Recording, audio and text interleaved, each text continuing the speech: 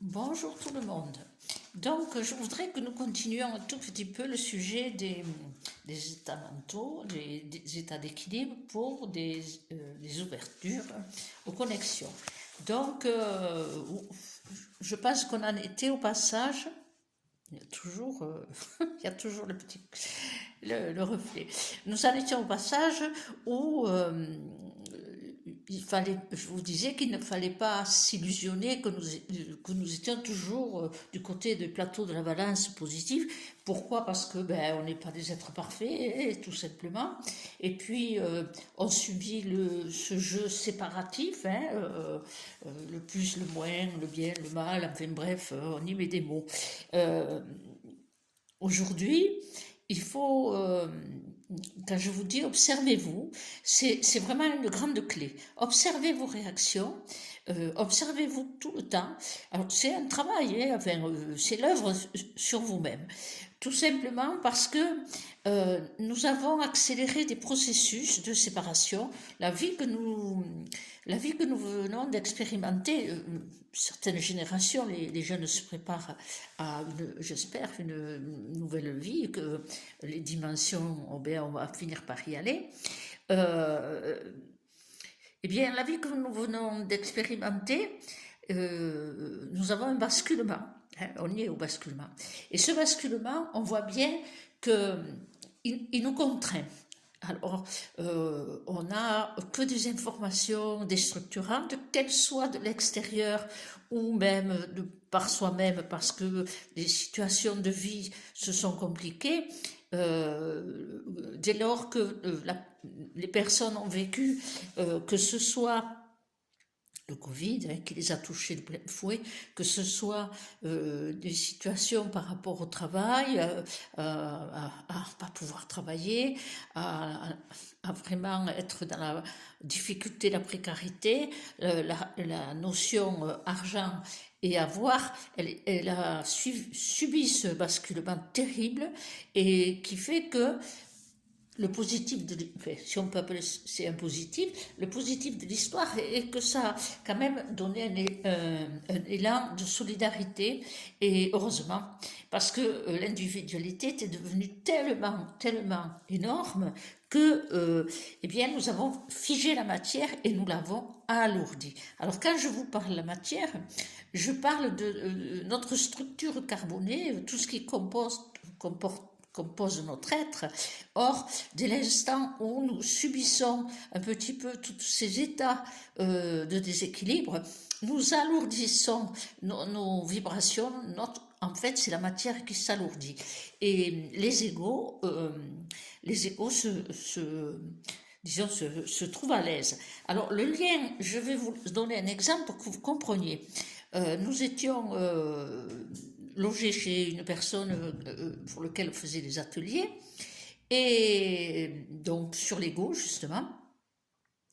Et là, le matin, au petit déjeuner, on était plusieurs collègues, elle vient prendre son petit déjeuner et elle boit un verre d'eau et puis une petite poudre. Elle nous explique qu'elle fait un régime. Donc, et puis, elle nous raconte un petit peu son rêve et l'interpellation que je lui fais. C'est un mécanisme de l'ego assez flamboyant. Et elle bataille pour dire non, non, ah non, c'est pas ça, c'est autre chose. On insiste et elle reprend les paroles et elle change le sens des paroles. C'est-à-dire que c'est comme si on lui disait c'était gris, et elle nous répond oui, comme vous m'avez dit c'était blanc. Non, on lui dit on t'a pas dit que c'était blanc, on t'a dit que c'était gris. Ah non. Et là, elle avait 3 personnes qui lui disaient mais si, tu es en train de changer les mots. Donc, c'est la preuve que tu as l'ego, là, le mental, qui t'a fait interpréter alors que tu n'es pas sourde. Bon, elle part un peu contrariée, bien sûr, mais enfin, elle reconnaît. Elle est disons, elle est dans le désir de changer, donc elle ne respecte pas longtemps. Vous avez 3 personnes qui vous disent le contraire de ce que vous venez de dire. C'est normal de dire, bon, il faut que j'accepte. Et elle part et elle revient immédiatement et nous dit vous avez vu, j'ai pas mangé. Non, t'as pas mangé, t'as bu un verre d'eau. Elle dit, je suis montée sur la balance et j'ai pris 800 grammes. Eh bien, j'ai dit, voilà, c'est un beau TP par rapport à l'atelier. Quand je vous dis que ça alourdit la matière, eh bien, tu viens le voir. La dynamique que tu as émise dans la contrariété, que de ne pas vouloir reconnaître ce qu'on t'a dit, que c'était que tu avais transformé les propos, eh bien, c'est une manifestation égotique, ça t'a alourdi, il faut voir la manière dont tu réagissais était très forte, même si tu es poli, que tu le disais gentiment, la contrariété était là. Donc, prenez conscience que dès l'instant, dès lors que vous ne maîtrisez pas les dynamiques intérieures, et Dieu sait qu'on en a plein, je veux dire, on ne se voit pas toujours, hein. Il faudrait avoir quelqu'un en face qui vous dise « Ah, voilà, manifestation égotique », mais c'est pas possible. Alors c'est bien de s'observer pour pouvoir corriger son intériorité. On ne peut pas corriger les autres. On est là, on vit des situations, on va pas interpeller les autres, à moins qu'ils vous le demandent. On parlera de la loi de la demande. Et à moins qu'ils le demandent. Entre nous, normalement, et entre collègues, entre thérapeutes de bien-être, on est censé être à recevoir l'interpellation d'un collègue qui vous dit « il y a le jeu des égos, là aussi, qui est flamboyant, je peux vous le dire, j'en ai assez vu dans le chemin ». Ils sont enfermés dans leur certitude, leur croyance, leur savoir, et parfois ils ne sont pas très ouverts. Bon, ça dépend comment on leur dit, mais en leur disant gentiment, eh bien pas toujours. Donc vous voyez, on se regarde pas toujours avec lucidité, mais c'est un travail à faire. Il faut savoir qu'aujourd'hui, la complexité des situations nous maintient créer un champ émetteur dans notre esprit, très perturbé, très fatigué, angoissé. Bon, on est passé à des stades de niveau de stress qui sont tout simplement ceux que nos anciens ont vécu à la guerre. On peut faire une comparaison comme cela. Il nous aura fallu aller un peu trop dans ce monde de l'avoir qui a pris possession il y a longtemps pour comprendre que le grand déséquilibre s'est mis en route. Et donc, c'est un état de chaos, mais l'évolution aussi passe par le chaos, ne l'oublions pas. Donc, aujourd'hui, pour atteindre le mieux-être, c'est déjà ça, et rentrer dans la maîtrise des énergies, il faut passer par cette observation et cette recherche un peu d'état d'équilibre. Alors vous pouvez utiliser, comme je vous l'ai dit, plusieurs outils. Le yoga est très bien, il y en a plein, et la sophrologie, il y a plein de techniques, mais il y a aussi la volonté et le choix que l'on fait à l'intérieur de soi. Le choix à l'instant de la problématique. En théorie, c'est formidable.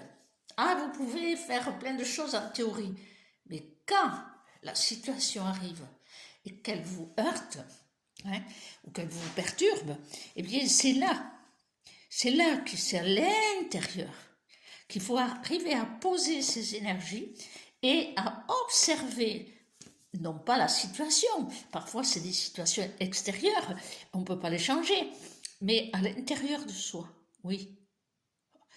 Oui, à l'intérieur de soi, on peut faire en sorte que la situation qui s'exprime, elle ne nous détruise pas, elle ne nous déséquilibre pas. Il y en a certaines, elles peuvent détruire, c'est vrai. Alors, les jeunes d'aujourd'hui, ils commencent à le vivre, ça. Ils se laissent, pas encore assez, bien sûr, ils se laissent moins atteindre, parce qu'à l'intérieur d'eux, certains expriment beaucoup le désir de ne pas être dans le même module, de ne pas être à cette course à la réussite. Bon, mais après, évidemment, il y a le stress du non-travail, hein, il ne faut pas l'oublier. Donc, ce qui se passait dans le temps, dans la transmission, les anciens passaient à la retraite et les jeunes rentraient, on ne le vit pas très bien aujourd'hui, hein, parce que très bien pour ceux qui, hop, ils ont trouvé le travail, pas trop pour ceux qui galèrent, et ne comptabilisons pas non plus ceux qui n'ont pas envie de travailler ou de se mettre cette chaîne disons d'obligation de vie très lourde. Alors, nous avons alourdi la matière, c'est une réalité. Comment la rendre plus légère? Eh bien, tout ce travail que vous faites sur vous, vous avez des outils, vous avez aussi, vous savez, quand on dit utiliser les mantras, pour nous, c'est des phrases d'activation positive. Eh bien, vous pouvez dire, le mantra que vous voulez. Ça peut être une phrase, ça peut être une induction que vous vous mettez à vous, hein, tout simple. Ça peut vous être donné par un thérapeute, un enseignant. Et puis, ça peut être une phrase à vous, hein, que vous vous dites. Je ne veux pas me laisser envahir par le stress, n'importe quoi.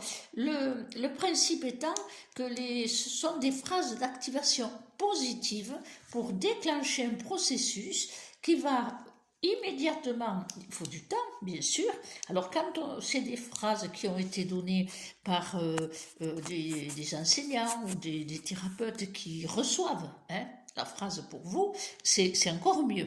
C'est encore mieux parce que vous avez cette confiance dans la réceptivité de l'autre qui vous donne de la force parce que s'ils reçoivent,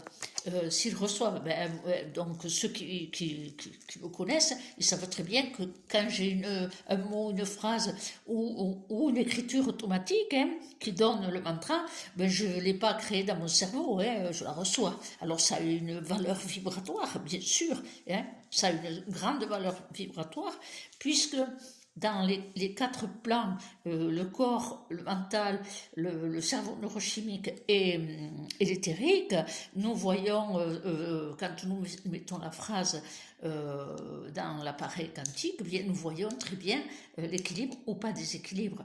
S'il y a équilibre, même que sur 2 plans de corps, c'est qu'il y a un processus qui commence à tendre vers l'équilibre. Donc, ça crée une respiration cellulaire et nous avons tout un système neuronal de connexion qui amène cette oxygénation cellulaire, cette respiration et petit à petit, eh bien, on crée des espaces.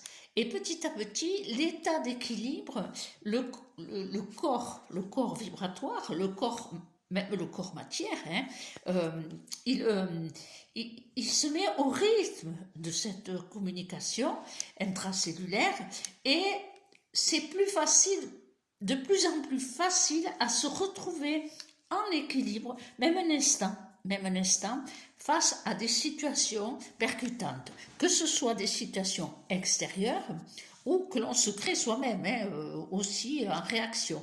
Donc les états mentaux de déséquilibre et les états d'équilibre, eh bien, sont intimement liés.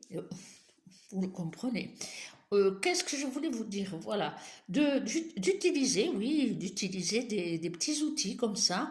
La prière, quelle que soit, hein, elle vous appartient dans ce qui résonne en vous, la prière.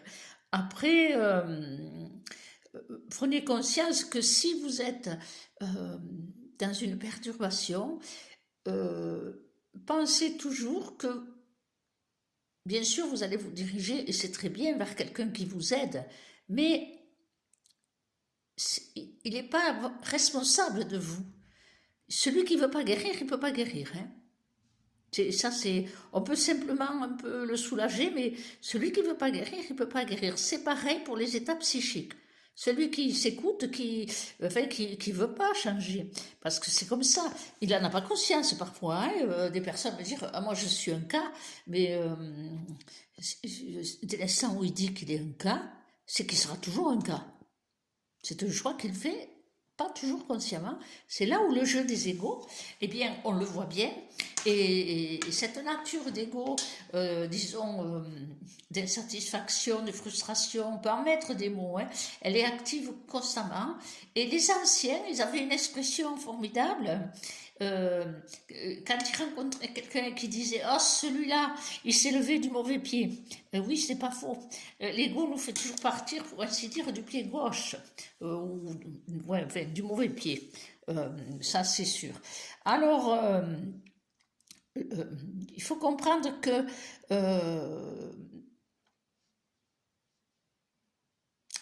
tous ces mécanismes dont je parle, c'est une complexité incroyable quelque part, avec une chaîne de conséquences constantes. Et trouver l'équilibre, petit à petit, eh bien, c'est commencer euh, à créer, comment dire, un point, un point en soi, hein, un point dans le fait qu'on ne se laisse pas emporter, et c'est là que la force centripète et centrifuge, elle est active. Donc on ne se laisse pas emporter dans la force centrifuge. Alors, je ne me rappelle jamais, pète-fuge, quel côté c'est. Enfin, on ne se laisse pas entraîner dans la dynamique qui vous fait sortir, donc c'est la centrifuge, et qui vous fait sortir de votre point central, parce que systématiquement, au bout d'un moment, on sent qu'on se décale. Alors que la force d'attraction, hein, de la force centrifuge, elle vient de la situation générée par quelqu'un d'autre, hein, ou par une ambiance aussi, hein, ça arrive, hein, dans les groupes de travail, une ambiance, ou tout simplement par un événement personnel, hein, c'est-à-dire on vous a dit quelque chose qui ne vous a pas plu, et alors imaginons que c'est dans le téléphone, hein, des réflexions, et la dynamique, eh bien la dynamique va se mettre en vous automatiquement dans la contrariété, c'est-à-dire il y a une bouffée là de réaction, et pourtant la personne n'est pas là. Ça se fait de soi à soi. Alors, il faut poser. Donc, il faut avancer à ces états d'équilibre face aux états mentaux perturbateurs, hein, bien sûr. Hein, après, vous pouvez faire le choix que la vie est le pays des bisounours. Hein, je vois Dieu en l'autre, etc. Je dirais belle bêtise. Hein. Faut le voir au niveau de l'âme. Il n'y a pas de photo. Mais dans le comportement, chacun est responsable. Et encore heureux. Donc, il faut comprendre qu'aujourd'hui, il faut élargir son champ de compréhension. Hein. Beaucoup travaillent sur eux. Ils sont courageux, ils sont volontaires, ils sont vraiment sincères. Mais ça vibre pas assez. Il est là le problème. Pardon. Ça vibre pas assez. La connaissance, le savoir, c'est formidable. Mais le vibrer, c'est la clé aussi. Or, on ne le vibre pas par l'émotionnel. Enfin, on le vibre par l'émotionnel. Si vous voulez, c'est comme on monte à une échelle. Au départ, c'est l'émotionnel vraiment lié à notre émotionnel, notre nature et tout ça. Et petit à petit, quand on arrive à cet équilibre et à cette dynamique intérieure de réajustement constant et d'être moins entraîné dans les situations, d'être toujours équanime, eh bien, l'émotionnel n'est plus le même, c'est plus du tout le même. On passe à un autre état, ce qui veut dire, c'est là où je parle d'ouverture. On passe à un état de réceptivité, et cette réceptivité, elle passe aussi par l'émotionnel. Donc, c'est un processus qui ne peut se manifester que lorsqu'on a acquis cette possibilité, cette possibilité d'interrompre tout flux intérieur, hein, perturbateur, de contrôler ses portes. Quelque part, c'est ça. Alors, bien sûr, faire tout seul, c'est difficile. Bon, c'est pour ça qu'il y a il y a plein de personnes qui sont avancées sur le chemin et qui ont mis en place des choses. Et ce qui manque, je trouve, mais bon, ça c'est mon idée, moi je trouve que ce qui manque depuis tant d'années, c'est, je ne sais pas pourquoi d'ailleurs, je ne me suis pas posé la question, c'est le fait que tout, toutes ces personnes qui sont dans cette dynamique de recherche, en dehors des ateliers qu'ils font, des conférences, ça se regroupe pas trop après. Chacun repart un petit peu. Moi, ce que j'ai trouvé extraordinaire, euh, en haut de la France et du côté de l'Alsace, c'est qu'elle faisait plein d'activités. Bon, elle faisait beaucoup de choses pour s'avancer dans l'éveil, mais en dehors, elle faisait plein d'activités de la marche, des associatifs, où elle créait des mouvements, mais toujours extérieurs, hein, ce qui n'est pas plus mal, parce qu'une fois qu'on se reçoit les uns les autres, ça commence à se compliquer. Alors, ce qui était bien, elle se recevait, par exemple, elle décidait qu'elle faisait un goûter, elle se retrouvait, elle parlait de tout, hein, c'était pas forcément que dans l'éveil, mais cette dynamique de liens humains et sociaux, elle s'est un petit peu délitée, c'est comme ça, bon, ma foi. Hein. Bon, ça dépend peut-être des régions aussi, hein, ça je ne peux pas le dire.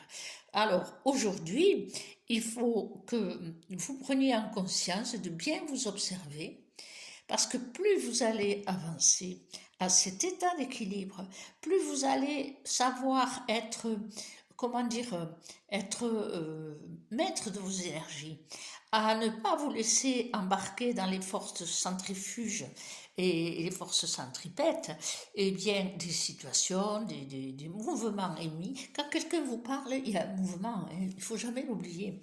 Et vous en émettez un aussi. Donc il y a échange, il n'y a pas échange, ou il y a domination, pas domination. Enfin, vous voyez, il y a toujours un micmac pas possible. Donc il faut être très observateur de soi, bien sûr, hein, et puis des autres. Alors les autres, c'est plus facile quand on les voit, qu'on les décode. Et on peut les décoder avec les fascias, ce qu'ils expriment, bien sûr, les comportements et les paroles. Alors tout ça, c'est visible très bien chez les autres. Qu'est-ce que ça enclenche en nous? C'est ce qu'il faut regarder, apaiser, de manière à petit à petit, dans cet équilibre si fragile, hein, qu'est les deux plateaux de la balance qui sont constamment, hein, en mouvement, donc rien n'est fixe, et bien, petit à petit, ainsi on rentre dans le silence. Alors, le silence dont je parle, bien sûr, on peut être en train d'écouter les autres et c'est un silence. Mais c'est pas celui-là. C'est un espace. C'est un espace intérieur dans lequel c'est comme si tout se mettait en... Comment dire le mot? En suspens. En suspens. Et dans ce suspens, du moment où on est dans l'équilibre, du moment où on est maître de ses énergies, du mieux possible, eh bien ce silence, c'est une ouverture à la communication avec son âme. Alors, c'est pas ding ding, et puis elle vous parle. Il y a des étapes là aussi. Donc, on est en communication avec son âme. Et c'est là où s'affinent de plus en plus les ressentis, ce que j'appelle les perceptions. Les premières perceptions, c'est d'arriver à percevoir dans quel état on est par rapport à une personne, une situation, y remédier, se rééquilibrer, faire ce qu'on peut. La deuxième étape, c'est d'observer et de pouvoir ne pas se laisser entraîner dans les forces centripètes et centrifuges, hein, et de manière à rester bien solide et bien centré. Et petit à petit, eh bien, vous allez vous rendre compte que votre réceptivité, donc c'est ce que j'appelle les perceptions, quel que soit le degré, hein, pour ne pas dire le niveau, le degré d'état d'équilibre que vous arrivez à manifester en vous face à une situation, il y a des perceptions qui viennent de la situation, le plan dans lequel elle est, le plan de la personne.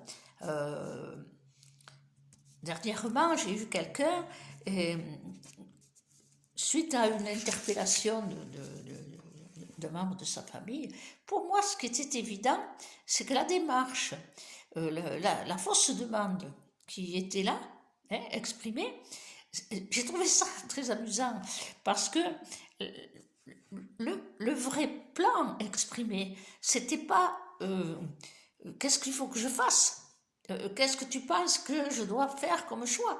C'était inconsciemment, parce que c'est quelqu'un d'adorable, inconsciemment, c'était dis-moi que c'est bien que je prenne cette décision, mais si c'est pas bon, ça sera ta faute. Dans l'inconscient. Lorsqu'on est dans ces perceptions élargies, eh bien, la situation concrète, elle n'est pas importante. C'est ce qui est en sous-jacent. Donc, ça permet de ne pas trop mettre le doigt dans des prises. Ça veut dire qu'on peut s'engager à aider la personne parce qu'il semble que c'est solide, que la personne a besoin d'un vrai conseil et qu'elle va être ouverte et attentive. Mais pas du tout. Dès l'instant où on ne dit pas ce qu'ils veulent, la fuite. Et vous vous retrouvez comme un couillon à avoir cherché des solutions ou à avoir donné des conseils qui vont tomber à l'eau. Voilà. Mais ça, c'est normal et c'est humain. Mais grandir, c'est cette lucidité. Et vous vous rendez compte que si vous maîtrisez, vous vous laissez de moins en moins polluer. Donc, vous n'êtes pas alourdi. Vos cellules, parce que notre matière s'alourdit, parce que le jeu des égos derrière, il s'en sert.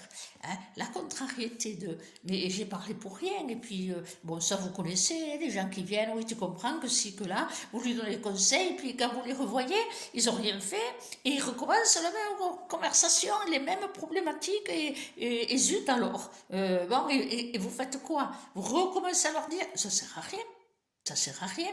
Il faut les regarder, il faut les écouter, et parce qu'on est coincé la plupart du temps, et lui dire, mais franchement, qu'est-ce que t'as fait? La dernière fois que je t'ai vu, c'est la même conversation.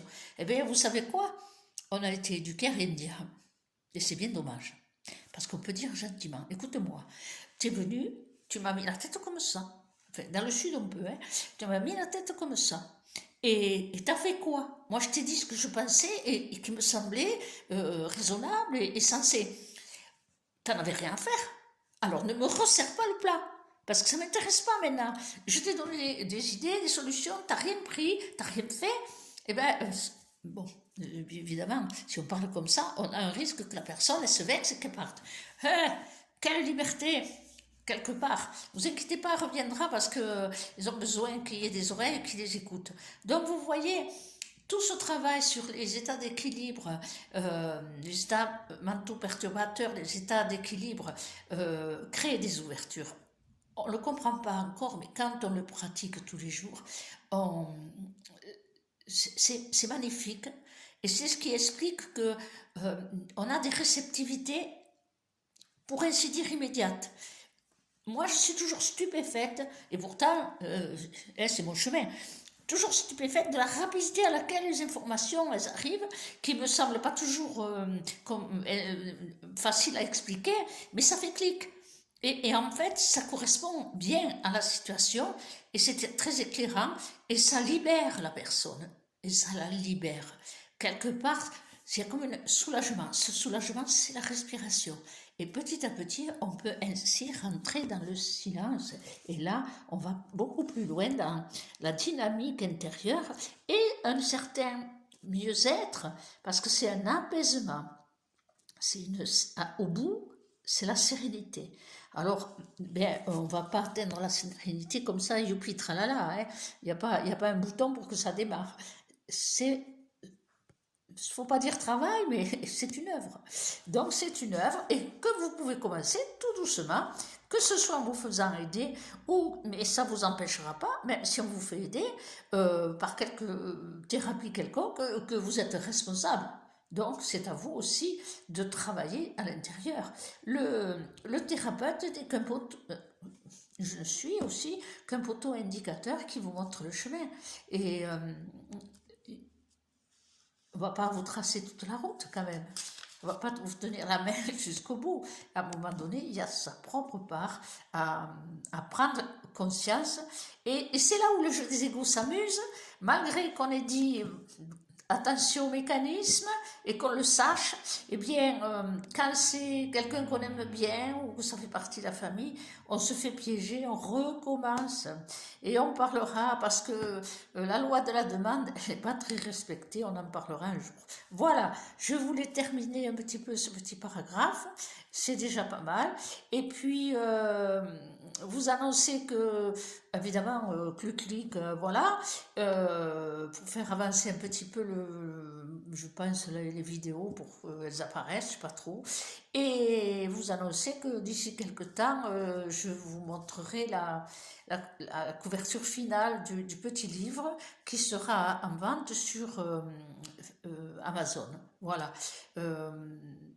J'espère que ce petit livre vous aidera aussi, parce qu'il y a il y a les compréhensions, les interrogations que je me suis posées sur plus de 40 ans dans des situations que j'ai vécues. Voilà, à très très bientôt. Au revoir.